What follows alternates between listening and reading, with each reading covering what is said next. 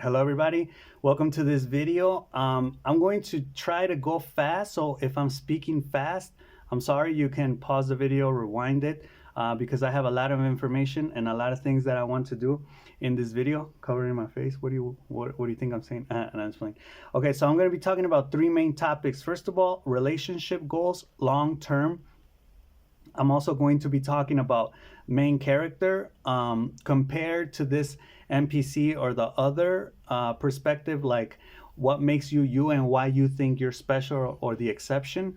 And originality, can it actually be achieved? Is it actually a thing? And when it gets achieved, how is it done? So first, let's go with the topic of relationship goal. In my Google sites, which is actually here on my YouTube channel, you can check out the link.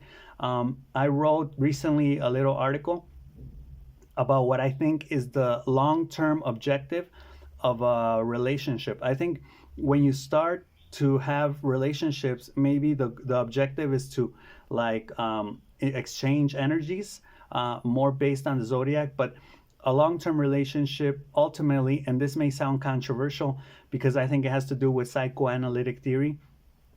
The objective of a long-term relationship is to ultimately, like, kind of, well, I guess we could say from a social cultural perspective, is to kind of change the other person based on your mom or your dad, right? So what you're actually trying to do is, well, you know how they say you marry or you date like people that are like your father or your mother, depending on if you're a man or a woman. Well, basically, you find people that have similar patterns, and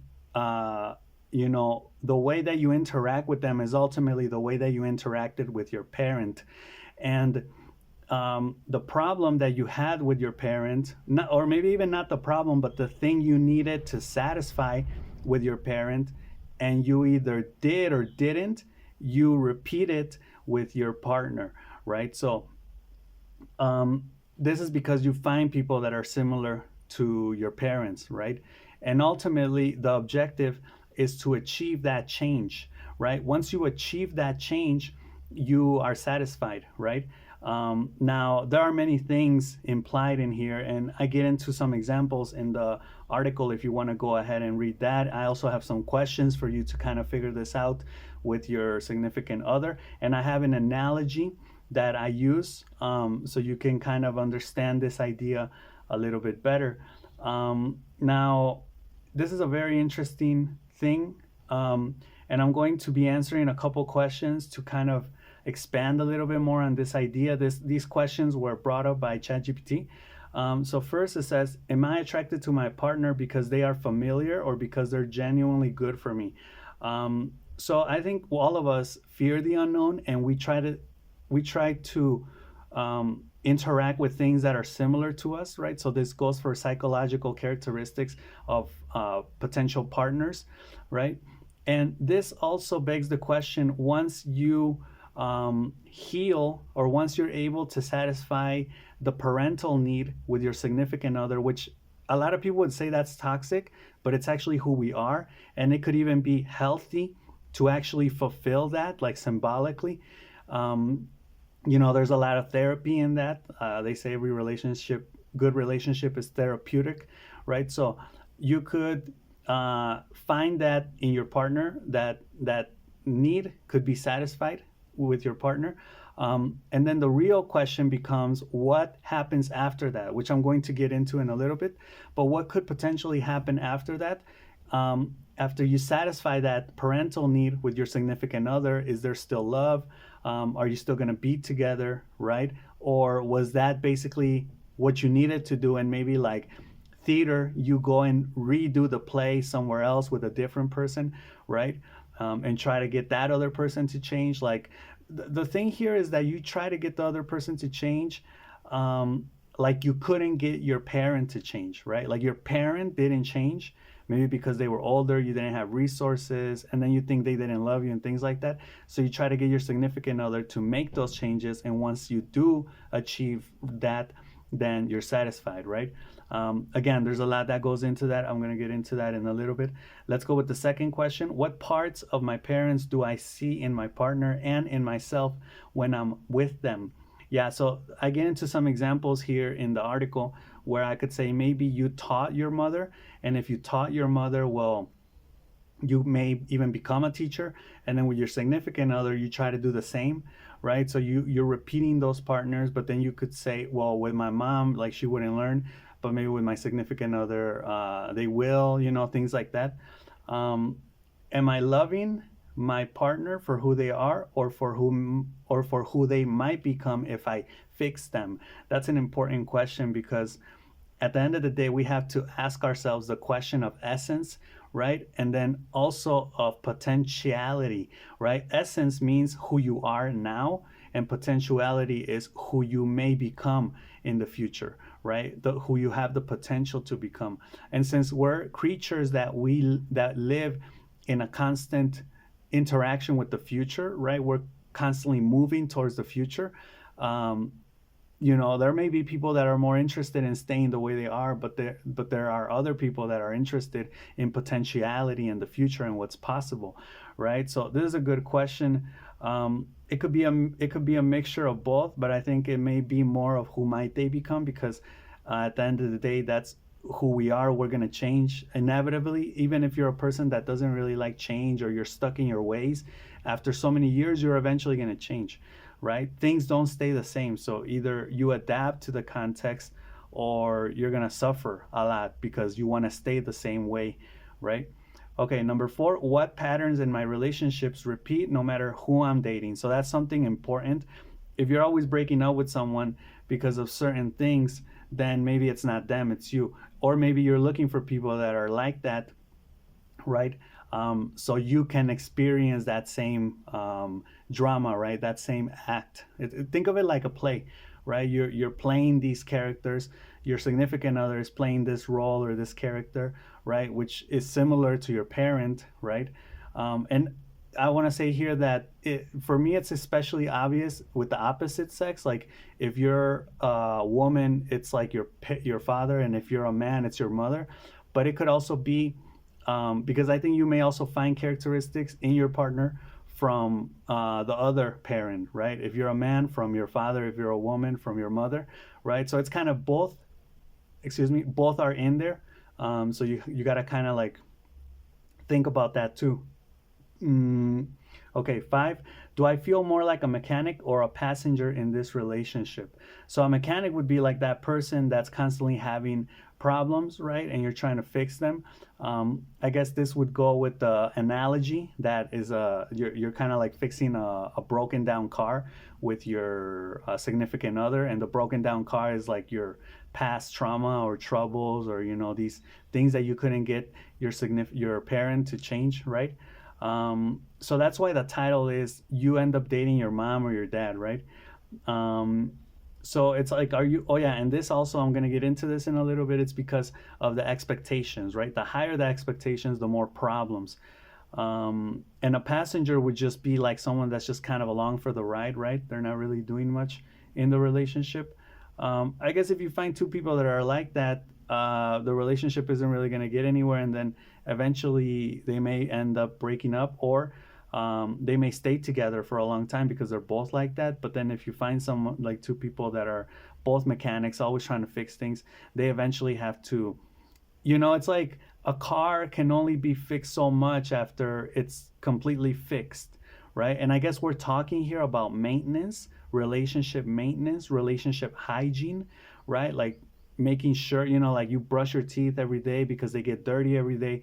You have to, change the oil on your car, motorcycle, or whatever, because eventually it needs changing, right? Just like that, in a relationship, you have to keep updating, right? You're not going to see, that's the thing. You're not always going to stay the same.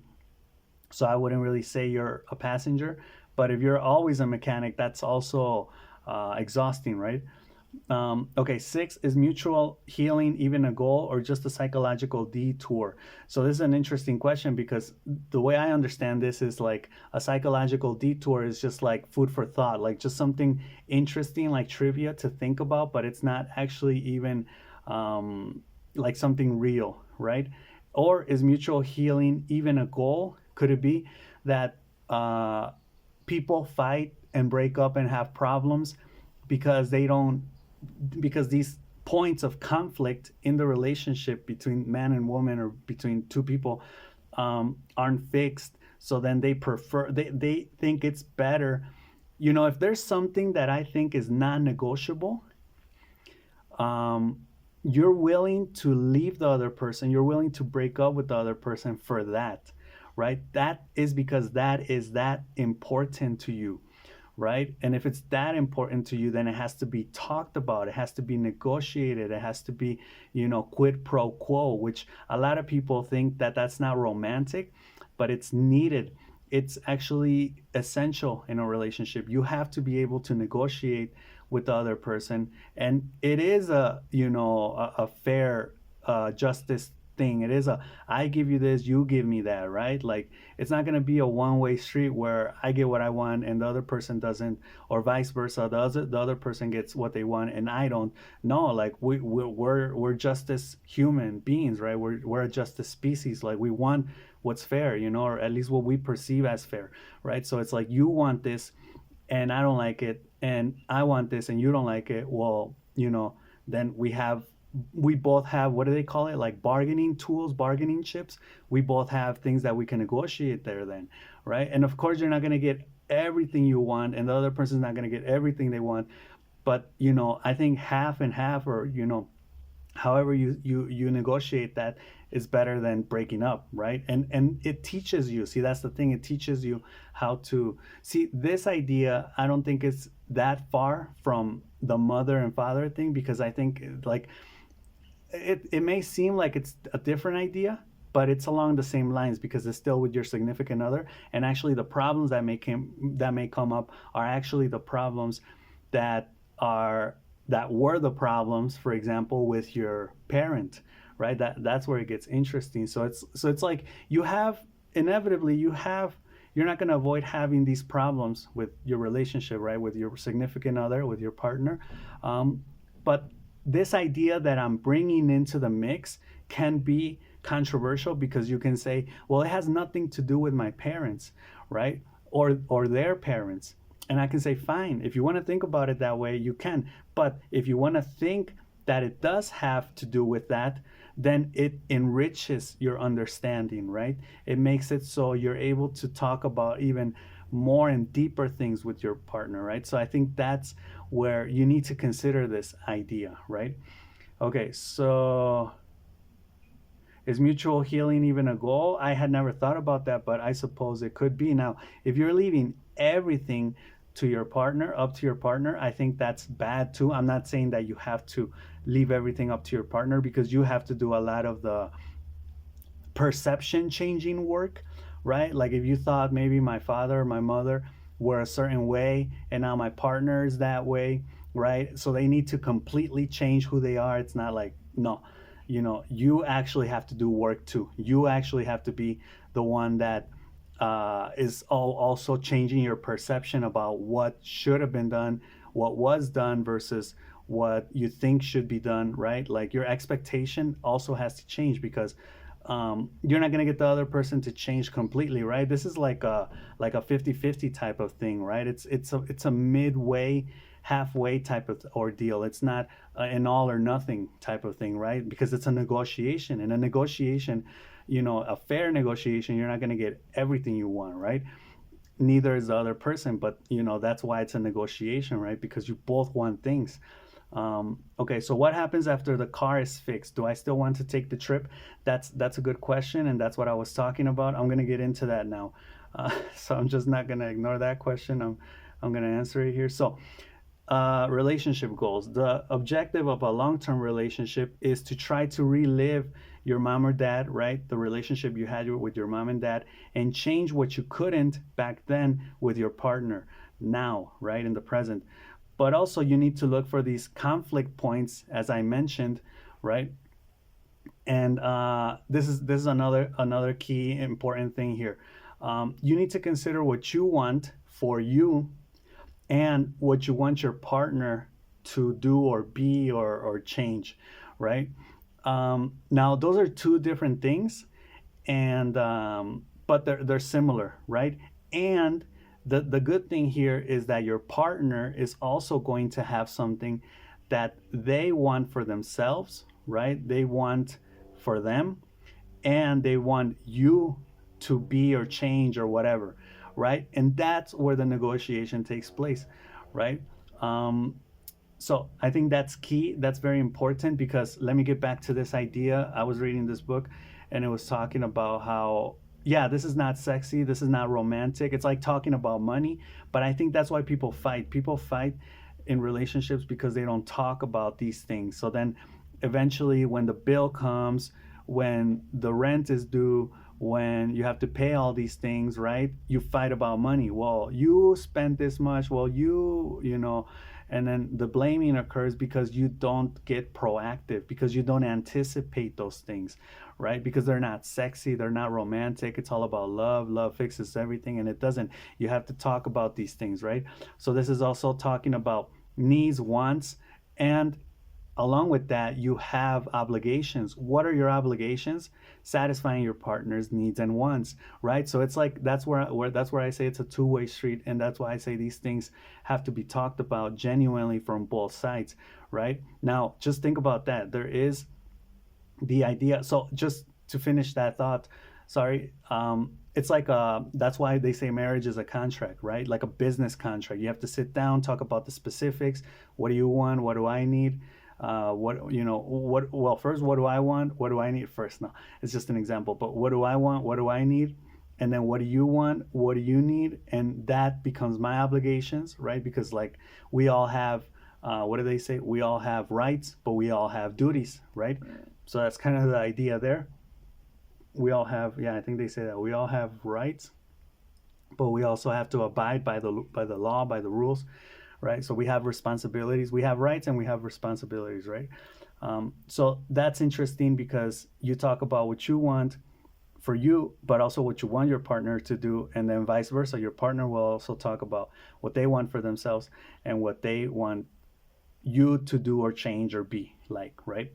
The more expectations, the more problems. Now, this idea, they say it's kind of interesting, and we can get into like a deep psychological analysis here, because it's kind of like um, when you get with your partner, you're really getting with their family, right? And you're really getting with all of the ideas and expectations that their family, right? All of the biases and everything that their family have, right? Just like your family has stereotypes, biases, prejudices, all of these things, right? So I think if you don't really have expectations, you won't really have problems. But if you have expectations, then you're going to have problems.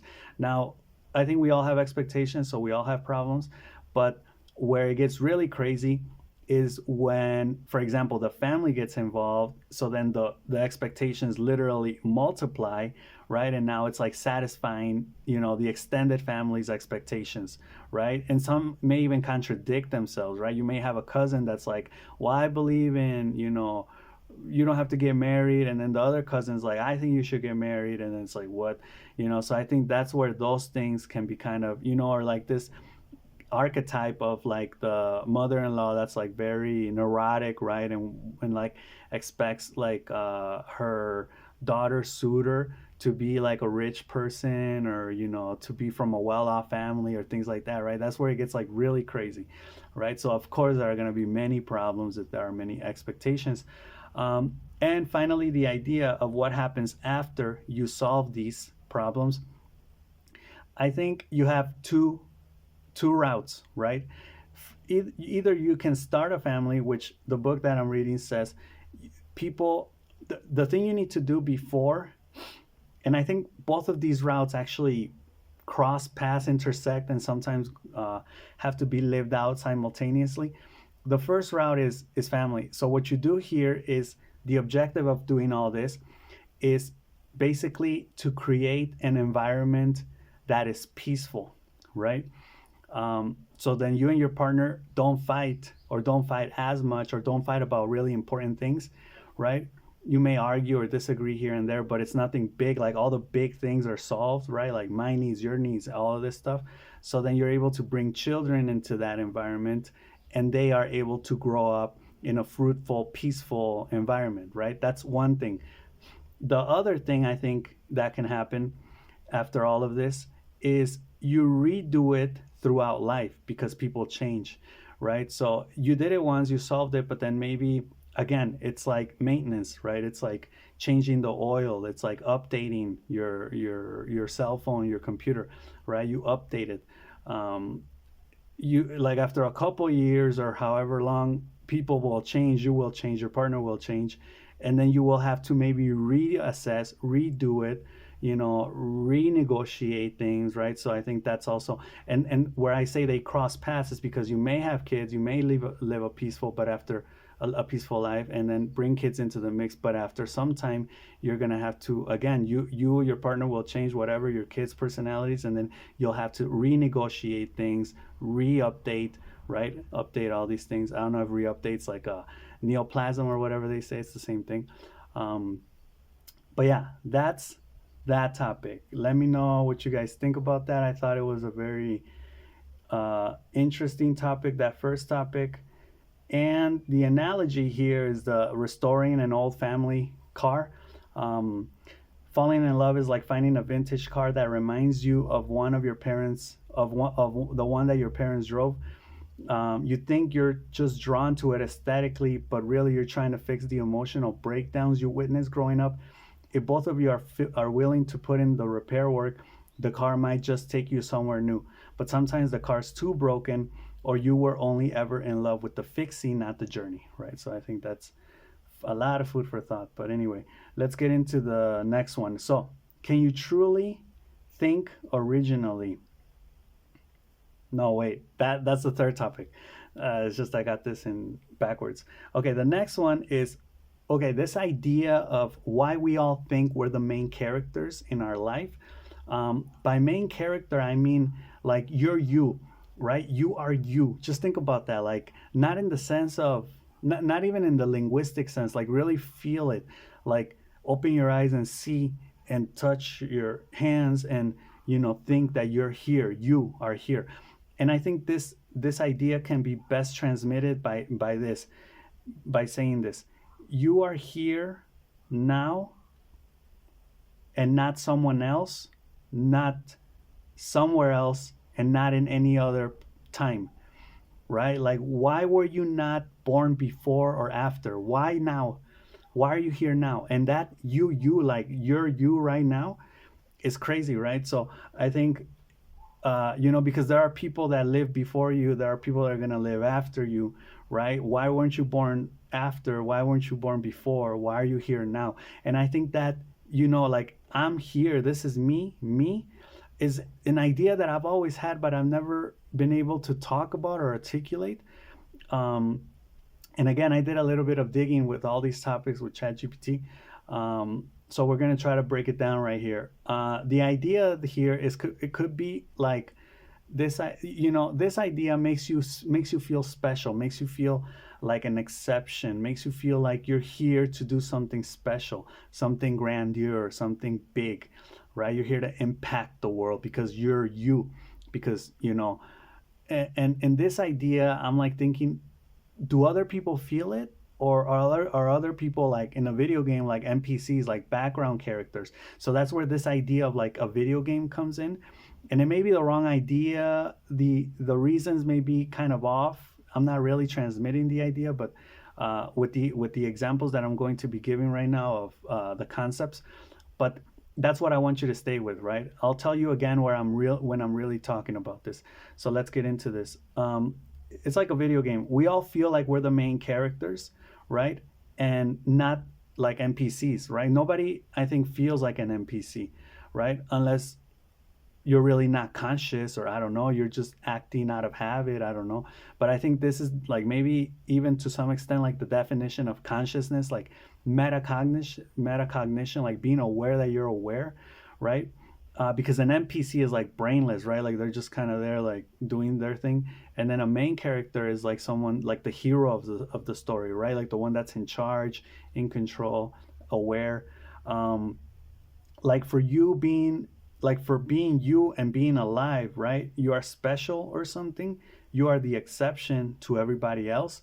And then I asked ChatGPT about this, and it said, I asked, why do we all feel like the main character of our life, and like we are special because we are we? Like is there a name conceptually for this? And it said, yes, this phenomenon is often referred to as egocentrism, or the egocentric bias, or more philosophically, the first person perspective, or indexicality. Indexicality. Here are a few related concepts that help you explain it. See, I don't think it has to do with egocentrism, because I think you can understand that there are other people, feel empathy. I think it goes beyond that, but okay, anyway. Egocentrism first. In psychology, this refers to the tendency we view the world from one's own perspective and have difficulty imagining how things look or feel for others. It's especially strong. It's especially strong in children, but persists to some degree in adults. See, I don't think I'm really talking about this, because I know like kids, and I've spoken on this before, kids that are 5, you get them together, 10 kids that are 5, and they'll all monologue and they won't interact among each other, right? Like they'll be talking, but they're, in their own world, and they're not going to be able to have a dialogue because they can't, like literally, they can't perceive the other person, right? That happens until you're like 9, I think. But anyway, I don't think I'm really talking about that. The second one is first person ontology. Philosophers use this term to describe the unique subjective quality of conscious experience. Only you experience your thoughts and perceptions directly. Everyone else experiences them secondhand. So your life feels the most real and central to you. But why am I here now and not before or after? This was my question. What is this about? Right? Which I think this ultimately leads you to think you are special and are the exception, or were put here for some special reason, right? This is me talking about what I said I was going to talk about. It's called the problem, according to ChatGPT, of indexicality, or the privileged observer problem. I am here now and not someone else, not somewhere else, and not at another time. And this second point, the first person ontology, I guess kind of explains it better, because it says, you feel like your life is the most real to you because you're experiencing everything directly, right? So that directedness, I think, is the thing, or is the cause of you perceiving, or having the potential to perceive, that your life is special in some way, right? That you're the exception to everybody else that came before you, or even after you, right? Because there are people that were born after you that are alive now, etc. But you're not them, right? You're you. So why are you and not other people, right? I guess it's like the philosophical question here. And one of the most reasonable reasons or logical reasons I found was because it may be about structure and meaning making. So what you're trying to do ultimately is you're trying to give structure to your life with your awareness, with your consciousness, while you're actually trying to make sense of everything that's happening, and not make sense in a philosophical way, like, why are we here? Who are we? But more in terms of your day to day, why am I working? I need money. Why am I doing these videos? Because I want to talk about this, or I want people to listen to this, or, like that type of, more common day meaning making, right? Everyday meaning making. Okay, the third one is the spotlight effect. This is the belief that others are paying more attention to you than they actually are, a byproduct of feeling like the main character in your life. Again, this is not really the topic, but I see how it's related. Fourth, solipsism at its extreme. I forgot what solipsism is. If you want to leave it in the comments, let me know. I used to know, but I forgot. This is the idea that only your own mind is sure to exist. While most people don't believe this literally, we feel this way sometimes because our experience of others is always mediated by our own mind. Exactly. So it's a feeling, right? This what I'm talking about here is not something that you can express with words. Excuse me. It's something that we feel, right? And you may not even feel it, right? You may be like, what the hell are you talking about? But I feel it, right? I've always felt it. So I think that's troubling, or it's troublesome, because it again, it leads to expectations, and then expectations lead to problems, right? Especially when those expectations aren't met, and when those expectations are too high. Okay, the fifth one, phenomenal self model from, I think it was Thomas Metzinger, a theory in neuroscience and philosophy of mind suggesting that the brain constructs a model of self to organize experiences.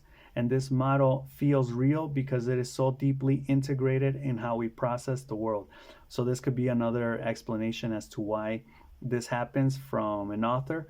But this, I think, has to do more with how we get to that stage, right? The brain constructs a model of the self and organizes your experiences, right? And the model feels real because it's deeply ingrained into how we process the world, right? It's like how you see the world, right?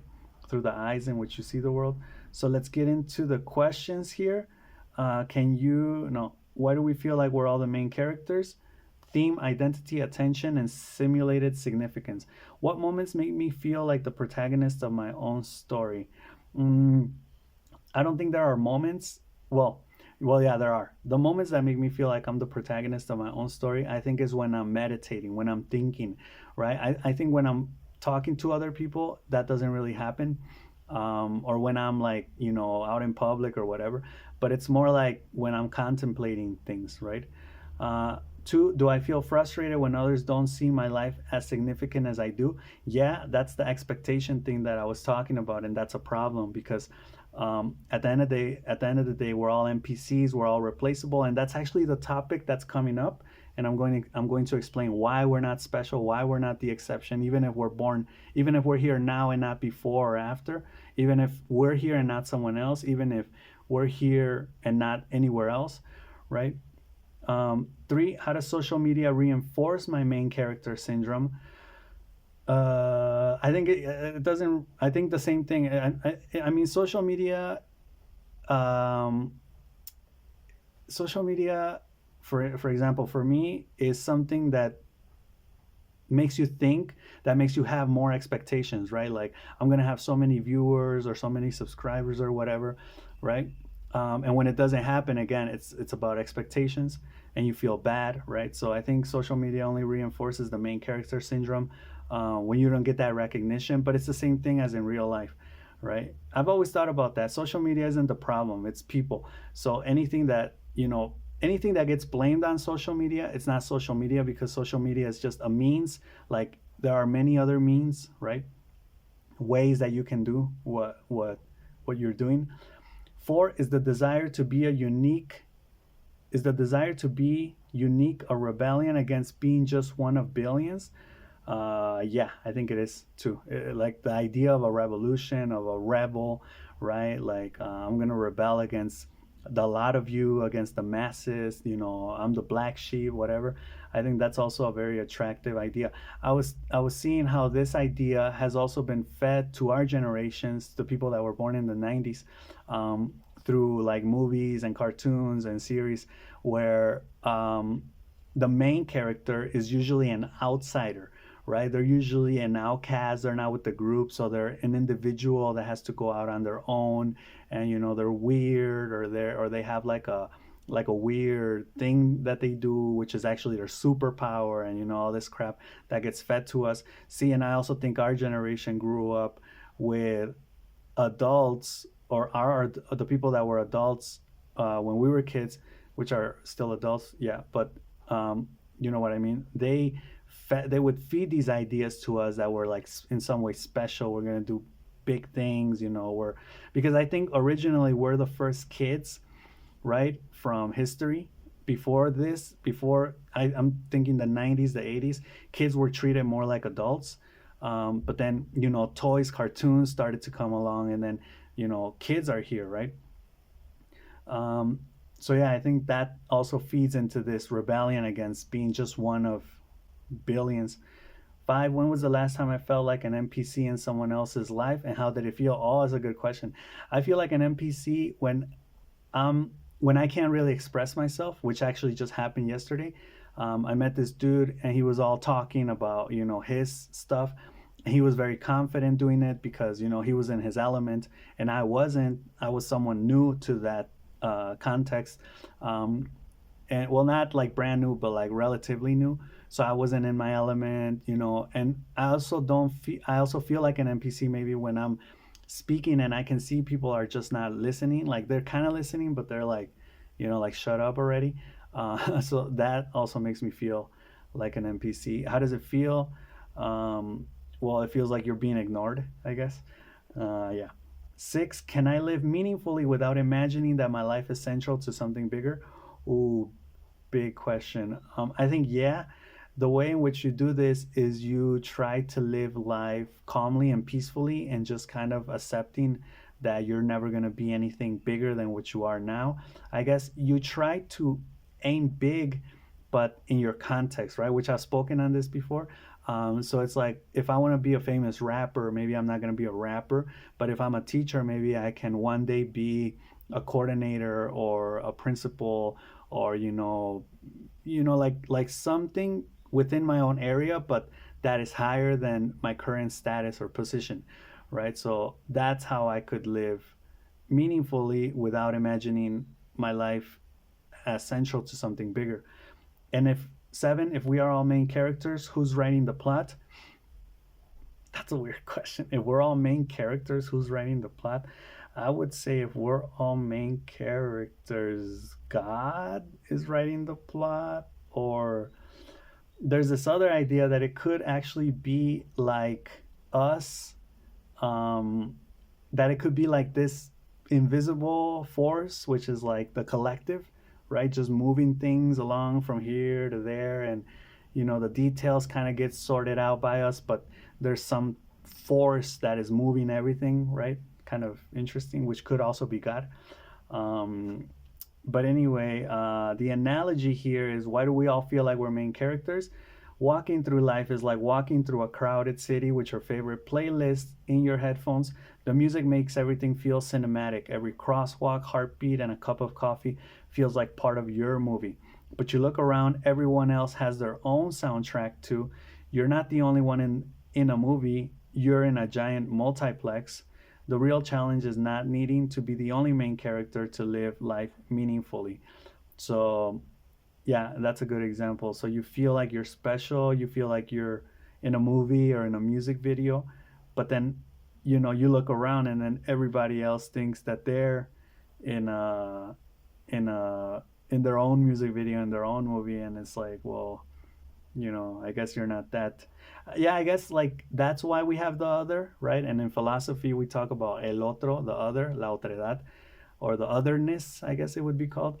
And that's what makes you get out of you, gets out. That's what who helps you get out of your own head, right? So you're so into yourself. Maybe that's why it's egocentrism, or what first person observer bias or first person perspective, indexicality.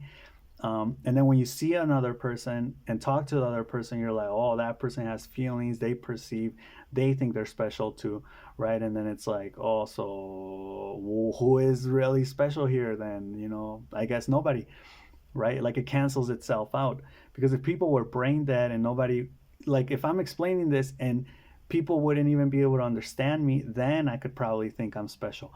But since everybody can understand what I'm saying right now, even though they may think it's weird or whatever, um, they know what I'm talking about because they have the same feelings, because we're all the same at the end of the day, right? It's just very, how can I put it? It's just very weird. The feeling is very odd, as to why now and not before or after, right? Why am I here now? Why am I here now and not somewhere else, not someone else, right? Why am I like this and not, why was I born into the family I was born in and not into a different family? Where a lot of people will say, well, you chose to be born into your family or whatever. Well, I'm not really sure about that. Or maybe it was, I don't know. And then there would be reasons for that too. Okay, the last topic, which is topic number 3, is it touches on the subject of originality. But here I'm gonna try to make the case that it's really hard to be original. I was watching the most recent episode of Dead City from The Walking Dead with Maggie and Negan, and episode, I believe, 2. And in it, there's this violin player, and he's talking about how he didn't like Mozart, he was too dry. He didn't like this Vivaldi, I think he was too something. And then he plays Bach, and he's like, Bach was perfect. Bach had everything, right? And I guess, you know, that was why he liked them. And then later on in the episode, the villain, the evil villain, ends up killing him because, well, for some other reasons, but she has the violinist play for her, and the violinist plays Bach. So the violinist, after he plays, says, "Oh, Bach, I understand. He was the greatest, blah blah blah." But then she says, "I didn't like him, or I don't like him, because he didn't do anything original." You see, he just compiled what everybody before him was doing, and did and put it all together, right? That's why he's complete. But she says he was more focused on the past than the future, right? In other terms, he wasn't working with potential. He wasn't working with what could be, what might be, what should be. With creativity, he wasn't creating anything new. He just put everything together, and boom, here it is, right? Which begs the question, like, how are people original, right? How are you not conditioned by your context? How are you, this idea of, like, again, and let's get deep into this. How are you not conditioned by where you are, by who you are, by who your parents were, by the language, and by condition, I mean limited. I mean limited to the present and conditioned towards the future. So you can't really talk about potential, because even true potential, you can't even talk about true potential, because even if you're going towards the future and you're saying, oh, I'm going to be creative, I have different ideas or different methods or different approaches to how to solve this problem or how to go about this thing I want to do.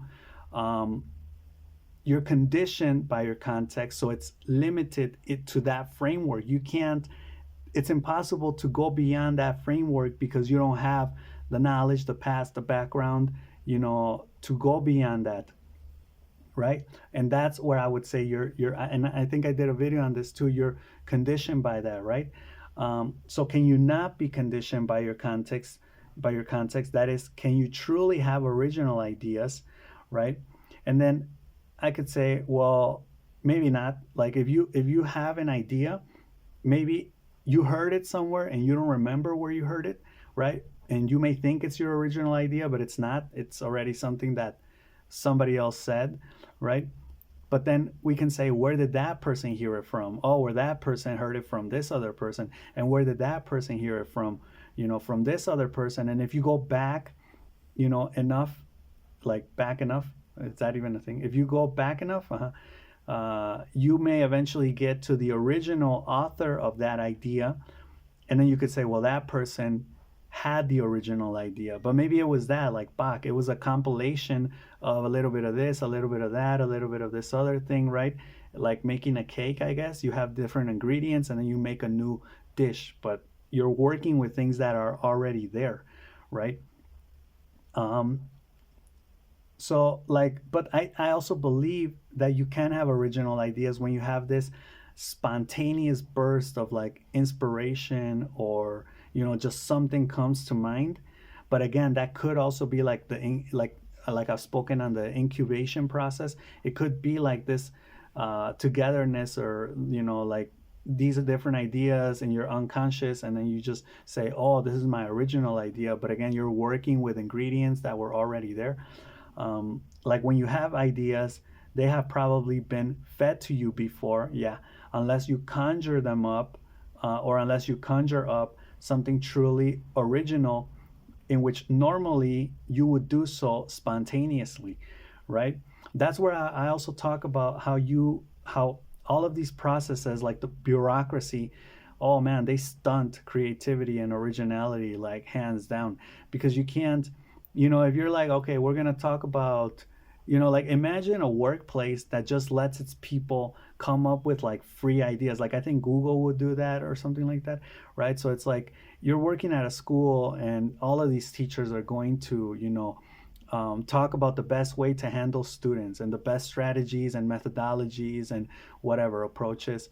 And they go about it in such a fucking like strict way that it takes away all of the like all of the originality from it, right? Because originality is going to come at times, if not most of the time, in spontaneous bursts, right? That's why I make these videos without script, without knowing what I'm talking about. Like I have the idea, but what I'm gonna say specifically, I don't know. And sometimes I may not even have like anything written down. I've done videos like that too, and I think they're fresher, they're more original, right?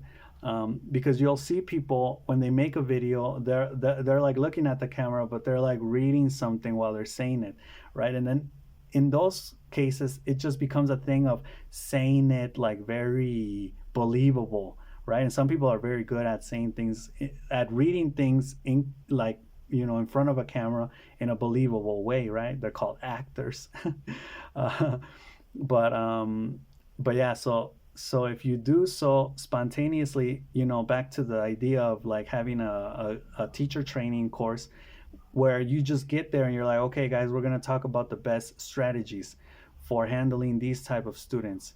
Who wants to start? And you just let people start talking, man, like that's going to be an enriching environment. But if you get people to make a stupid presentation and talk about certain points specifically, like no one's going to listen to that, right? I think when speech dialogue is improvised, that's very it's very enriching, right? And I'm not saying that we should never have structured conversations or presentations or trainings, of course, but I think this other improvised, spontaneous, informal method gets overlooked a lot, right? This approach. Um, so, how to do it? Because everything you do is normally conditioned by previous structures. Like if you write poetry, right? It is superseded by what you know and have learned about poetry. So even if you do some activity that is very creative, you may be conditioned by what you know about it and may do it like that, right? And within that parameter, within that constraint, where they say sometimes constraints, and I also talked about that, sometimes constraints generate creativity, right? Like I'm locked in this room, I gotta figure out how I'm going to get out, and then it's like, oh, the person escaped in some doing some creative thing, creative problem solving. That's why paradoxically, limitation will actually generate creativity instead of freedom, right? But that's another idea. But anyway, you're going to be conditioned by what you know, right? And what you know about poetry, because otherwise you wouldn't even know what it is, right? And even the idea of poetry, we could say, is an idea that is limited, right? It's like, this is what poetry is and this is how it should be, right? And you can't, like, if you did something else that hasn't been invented yet, you may even discard it because it's not something that is even known to people, right? It's like, what is this, right? Let's just discard it. But anyway, you're also conditioned. So as I have said before, and you're also conditioned, like as I was explaining, you're in this time, you were born to a specific family and a specific time, to a specific status, right? You're limited by that. Even if you were born in a wealthy family, you're probably going to be limited by other factors, right? Maybe you'll have health problems, maybe your family, maybe you won't be motivated. You'll be limited and conditioned maybe by your genetic, right? Like you won't want to do things, you won't care about being transcendent or whatever. um, so you're also conditioned by who you are, where you are, and when you are, as before stated. And true originality, I was making this, but I got interrupted. I was gonna say true originality. I was gonna talk about this and say something. Just give me a moment because I think my battery is dying. Okay, I'm gonna try to go through the questions as fast as I can. Can I name a thought I've had that I'm sure no one ever had before me? That's a good question. I don't think I can. I think potentially everything I've thought about, people have already thought about it, which is kind of demotivating, right? What beliefs do I hold that came from my upbringing, but now I think are my own? Oh, that's a good question, because many ideas that you have, you could think are your own, but they're actually from your family. And I have things that I know came from my family, but I may even have things that I don't know came from my family, which I think are mine. Do I believe free thinking is possible, or is it always framed by what I've consumed and who raised me, all by what you consume too? So you have this idea of starting a business because your friend told you they started a business, or because you saw on TV or in some movie some guy start a business. Free thinking is possible, but again, I'm going to go back to the idea of it has to be spontaneous. For what influences shaped my last five independent opinions? What influences shaped my last five independent opinions? I'm going to say a lot of my value and criteria, a lot of my value system and criteria, but that's also influenced by other things. Um, Five, is originality a matter of content or arrangement and expression? Oh, that we get into some deeper stuff there, because it's like, is it only what I present, or is it the way in which I figured it out, or the way in which I present it, right? The way in which I express it, right? Like I was seeing, they were talking about Heath Ledger and his acting in the Batman as the Joker, and it's probably one of the best performances like ever. And yeah, so that's originality, right? But he prepared for that too. Like, it wasn't spontaneous. I don't know, it was so prepared that he could do it spontaneously, right? And that's another level of originality. Six, would I still think this way if I were raised in a completely different culture or era? Oh, and that's where genetics comes in, right? Because you are a certain way, or your essence, right? So maybe, but possibly not, because you would have been exposed to different people, different things, right? Different ideas, different culture era. So you may have some of you in there, but mostly I think you would be different. But again, I may be wrong. It may be the other way around. And the last one, if I rejected every influence, would there be anything left? So at its core, that's a good question. At its core, who would you essentially be without being conditioned? Sometimes I think a lot of these ideas I've read in books, so it's like I'm not even talking about things that are originally in my head. I like to think I am, but all of these ideas, the words I use, the language I use, it's all there already before I even, use it. So I'm just like recycling things, I guess. And the analogy here is, imagine your mind as a kitchen and your thoughts as meals. The ingredients in your pantry, your culture, family, language, media, were stocked long before you ever stepped into the room. You can cook something creative, maybe even unique, but you're still using what was already there. The question isn't if you're influenced by, but how consciously you're selecting, combining, and seasoning what you were given. Yeah, so I think that's the idea. Ultimately, we work with what's already there. Um, but I think it's still possible to make something truly unique, something special, something mm, weird, right? Like, kind of like Heath Ledger's acting in The Dark Knight with as his character as the Joker. Um, but I would also say it's close to impossible. But anyway, that's the video for now. I forgot the idea that I was gonna put here. True originality, I think it may have had to do with spontaneous. True originality comes from not thinking and just doing, right? And if you do that enough, at first you're gonna maybe use things that are already there, but eventually, if you just do it, like free association, when you write without thinking, or when you speak without thinking, or do without thinking, eventually, boom, something will come out, right? But it also comes from preparedness and heart and dedication and persistence, right? So you get so good at something that eventually you're able to do it without thinking again. So maybe the idea is to not think and do it spontaneously, whether it's something that you're doing for the first time, or whether it's something that you've done for years and practiced so much, right?